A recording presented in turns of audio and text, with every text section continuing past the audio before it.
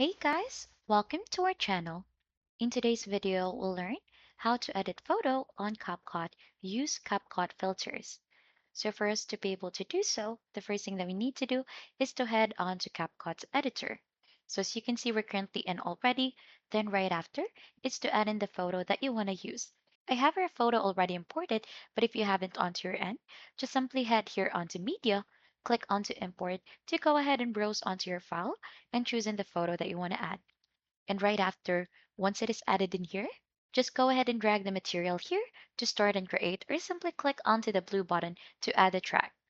So since we have added this one already, it should show something like this. So as you can see, since we have added this, right after what we need to do is to use the CapCut filters. Just head here onto the upper part corner of the screen and you should be able to find in filters. Simply click onto that.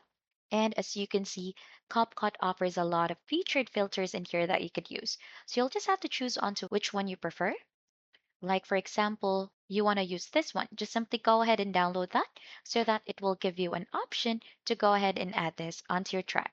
So it should look something like this, and you could also adjust the duration that the filter shows. So as you can see, we have successfully added the clear filter, and you don't have to worry, there is a search bar so that it would be easier for you to find in the filters.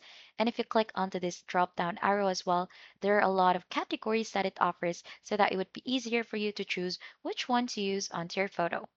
You could also adjust the filter parameters here onto the right side corner of the screen so that it should go ahead and adjust the filter as per your liking.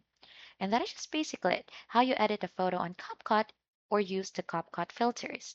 If you think this has been helpful, don't forget to hit the like, subscribe, and we'll see you on to our next video.